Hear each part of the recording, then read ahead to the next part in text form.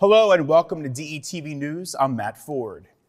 We begin tonight with 650,000 doses of fentanyl uncovered in a drug bust right here in Delaware. That after a multi-state investigation led to the indictment of 5 men for trafficking fentanyl and cocaine.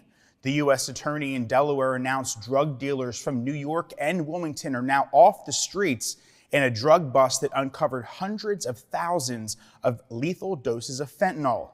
Authorities say a November overdose death up in Chester County triggered the investigation.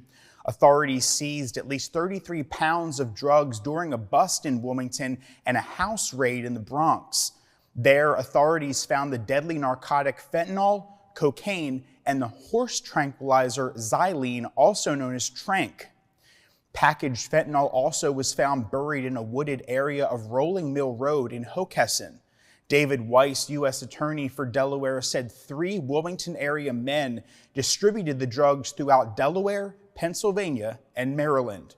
Weiss announced the indictment on the same day officials revealed that Delaware's overdose deaths continue to skyrocket, in large part because fentanyl is mixed with other drugs, including cocaine and xylene. Continuing on that same topic, the Division of Public Health says in January of 2023 alone, 53 people died from suspected overdoses right here in Delaware. That's nearly 47% higher than in January of last year. According to Delaware Public Health, fentanyl remains a major reason for overdose deaths. It's often added to other drugs without the potential user even knowing it. Xylene, or Tranq, a veterinary tranquilizer not approved by humans, has also been connected to more overdose deaths. Most people who die of an overdose also had multiple substances in their systems. The Division of Public Health stresses the importance of having fentanyl test strips available, as well as Narcan, a medication that can reverse the effects of an overdose. Now, xylene is not an opioid, and an opioid reversal medication would not be as effective. You can find more resources regarding this and substance abuse disorder and overdose at helpisherede.com. Newcastle County Police are still asking for your help in identifying a suspect involved in multiple cases of theft and identity theft. According to the victim, the unknown suspect opened a credit card in their name and made fraudulent purchases. The police have released these surveillance videos on your screen, which is believed to be responsible for these crimes. If you have any information related to this investigation, or if you can identify the suspect seen, you are urged to contact Newcastle County Police at 302-573-2800, or you can call Crime Stoppers at 1-800-TIP-3333. Changes are coming to the Delaware bar exam. The examination will now be given twice a year, as well as require fewer essays and a lower score to pass. Officials from Delaware's Supreme Court announced the changes this week. With corporations coming from across the country to benefit from our state's friendly laws and taxes to litigate their disputes in Chancery Court, Delaware's bar is considered to be one of the most exclusive in the nation. Delaware's bar exam has a higher cut score than other states, more potential test topics to study than most states, and is the only one in the country offered once a year. Historically, about half the people that take the test fail it. So, what's going to change with the exam? Here we go. The exam will now be offered in both July and starting next year in February. The cut, or passing score of the exam, will be reduced from 145 to 143.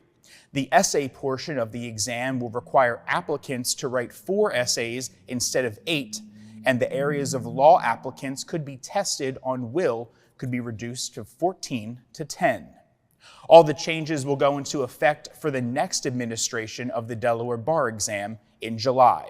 You can check out the full report of changes at courts.delaware.gov.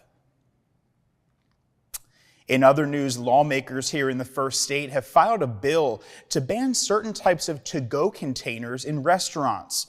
It would also ban plastic coffee stirrers, cocktail and sandwich picks, and plastic straws. Polystyrene to-go containers are a staple in the restaurant industry, but some Senate Democrats want to ban them for the sake of the environment. Senator Trey Parody introduced SB 51 last week.